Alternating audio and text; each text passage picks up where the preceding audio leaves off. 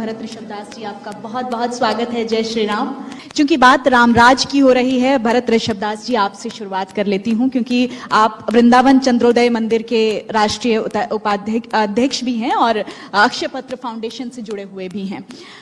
भरत ऋषभ दास जी, जब हम बात करते हैं रामराज की और आज जिस समय को हम जी रहे हैं, जिसकी हम कल्पना कर रहे हैं, उसके लिए एक बड़ा लंबा संघर्ष रहा। उसमें साधु संतों का, समाज सेवियों का एक बड़ा योगदान रहा। आज 22 जनवरी का मौका बेहद नजदीक है, हम सबके लिए बहुत खास है। ऐसे में क्या सोचते हैं आप? तो मंदिर से जुड़े हुए हैं और इस मंदिर भक्ति परंपरा से जुड़े हुए हैं और एक बड़ा दिन हम सेलिब्रेट करने वाले हैं। भरत ऋषभ दास जी, माइक ले लीजिए आप। हरे कृष्णा। एक्चुअली एक अद्भुत अवसर है। क्या कि देखिए, मंदिर जो बनते हैं, एक वो तो भगवान का आवास स्थान है, क्योंकि उधर भगवान का प्राण प्रतिष्ठापन होता है और उस मंदिर की तरफ से एक आध्यात्मिक रिसरेक्शन होता है जीवन का, लोगों का। तो और जो एक है कि पहला एक डिबेट चल रहा था कि राम क्या हिस्टोरिकल पर्सन है ही क्या, राम थे नहीं, वो ऐसे तो हमारा एजुकेशन सिस्टम ऐसा हो गया है कि परम सत्य को मानते नहीं है। तो ये बहुत इसकी वजह से क्या हो गया था कि एक आध्यात्मिक क्षेत्र जो है, जहाँ पर भगवान ने अपना लीला किया था, वो सब नेग्लेक्ट होते जा रहे थे।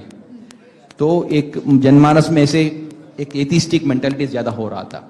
तो अभी एक रिसरेक्शन हो रहा है, एक आध्यात्मिक कि परम सत्य है भगवान, तो मिला, एक शांति मिली। यस। और ये बोल रहे हैं कि परम सत्य है और हम सब उनके परम सत्य के अंश है, तो हम उनको सेवा करना है। तो ये जो मंदिर जो बन रहा है, एक श्री राम तो हमारा आदर्श पुरुष है, मर्यादा पुरुषोत्तम है, वो तो परम सत्य है, उनको सेवा करना ही है।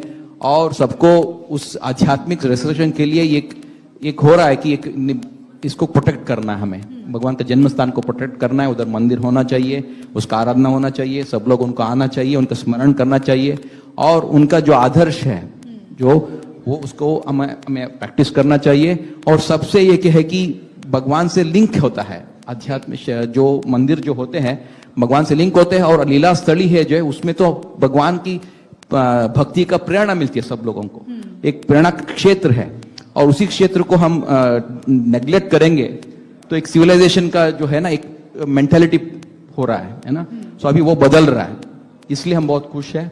और इससे क्या होना कि हमको आगे जाना है इससे, और आगे जाके क्या करना है कि जो श्री राम जी का जो टीचिंग्स है, कृष्ण का टीचिंग्स है, उसको सब लोग अपने जीवन में उतारेंगे और उसको प्रैक्टिस करेंगे, तो वो अपने आप में देख पाएंगे कि मेरा जीवन बदल गया है और मेरा जो है, क्योंकि हम सब भगवान के हैं।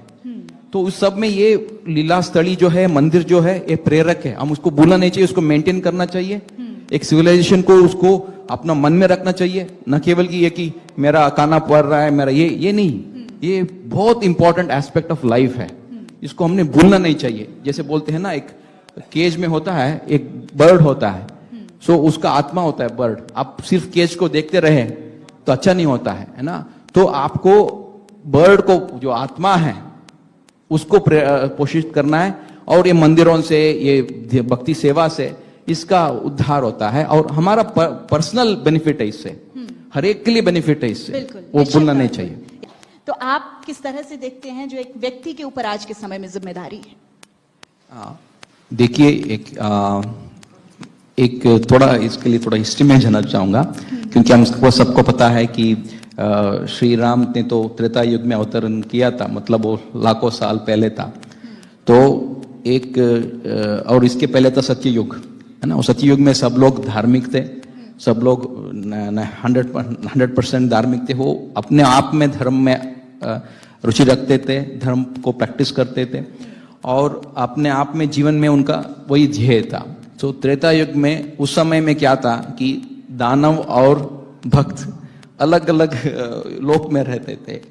भली महाराज देखते हैं और इधर दूसरे देखते हैं। और त्रेता युग में क्या हो गया, एक ही लोक में आ गए, रावण थे और श्री राम जी थे। और द्वापर युग में एक ही फैमिली में दानव और दैत्य आ गया। पर कलयुग में क्या हो गया है कि एक ही शरीर में है दानव और दैत्य है। आकलन है आपका, बहुत सही कह रहे हैं। सो कलयुग में ये प्रॉब्लम है। हाँ, तो आप जैसे बोल रहे थे इंडिविजुअली क्या करें, हाँ, तो जो हमारा हृदय में जो दानव है उसको हमें नाश करना है, और हमारा हृदय में जो भक्त बैठा है, प्रहलाद है और लक्ष्मण है, वो सब है हमारा जो हम उनका शक्ति है, तो हम उधर है, तो उसको हमें प्रेरणा देना पड़ेगा। उसके लिए बहुत सरल सी मार्ग है, और यही बोला गया है कि इस कलयुग में कली काले नाम रूप अवतार, जो भगवान का नाम है, हरे राम राम राम हरे हरे, हरे कृष्ण कृष्ण कृष्ण हरे हरे, जो नाम है उसको सबको जप करना चाहिए। उससे हमारी जो दैत्य है बैठा है हृदय में, वो नाश हो जाएगा। क्योंकि उस समय श्री राम आए थे, अस्त्र शस्त्र लेकर आए थे, और रावण को उन्होंने मारा। अभी वो आए हैं चैतन्य महाप्रभु की थ्रू हरिनाम के रूप में, और वो हमारा हृदय में जो बैठा दैत्य है उसको नाश करेंगे। उन्होंने वो मैंडेट दे दिया है।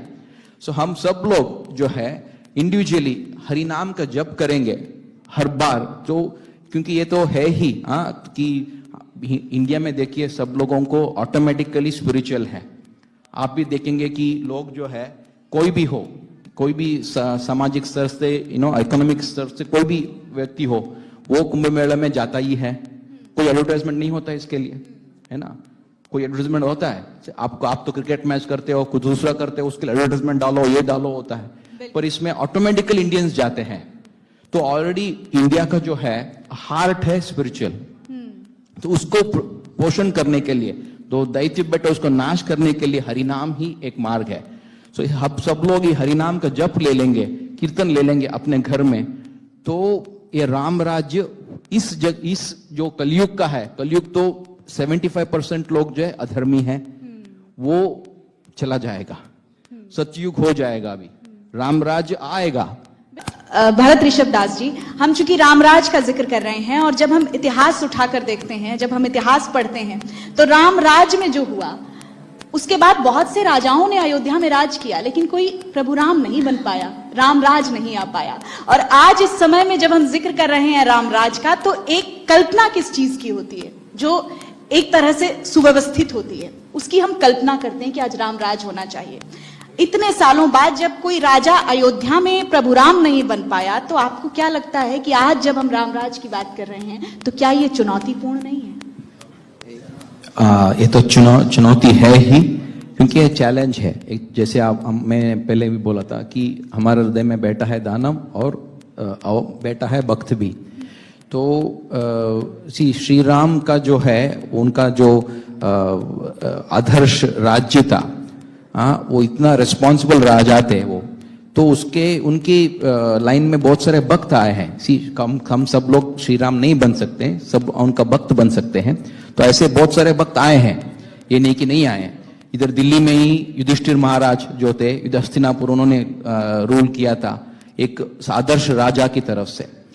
तो इस चुनौती के लिए मेन चैलेंज ये है कि देखिए, मेन चैलेंज हमारे हृदय में है।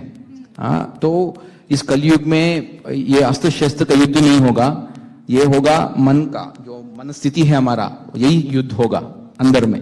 तो उसको एक सामाजिक सिविलाइजेशन में है ना, वो है इंडिया में ऑलरेडी, वो है, उसको हमें शक्ति देना है। ये जो मंदिर जो बन रहा है उधर श्री राम जी के, वो उसको प्रेरणा होगी। दो बात चैतन्य महाप्रभु ने दो बोला था, और श्रीला प्रभुपाद जो इस्कॉन का फाउंडर आचार्य है, उन्होंने जो शास्त्र में जो बोला गया है, उन्होंने सब अंडरस्टैंड करके उन्होंने हमें हमारे लिए दिया है टीचिंग्स। दो रेल पे चलती है, पटरी जो रेल है, दो पटरी पे चलती है ना रेल, वैसे ही दो पटरी चाहिए हमें। एक है हरिनाम कीर्तन और दूसरा है मंदिर का आराधन। सो मंदिर का आराधना से हमारा जो दुष्कर्म का जो है वो निकल जाता है, और जब से हमारा हृदय परिपूर्ण होता है, और हरिनाम जब से हम जब परिपूर्ण होते हैं और मंदिर में जाते हैं और भगवान का दर्शन करते हैं, उनको सुनते हैं क्या क्या उन्होंने किया। जैसे कि हमसे देखते हैं सीता मैया को, वो तो आदर्श पत्नी थी, है ना, वो देखती थी ये ये नहीं जैसे बोल रही थी की एक आदर्श पत्नी थी, और ये राम भी आदर्श पति थे। भरत ऋषभदास जी, आपका बहुत बहुत शुक्रिया।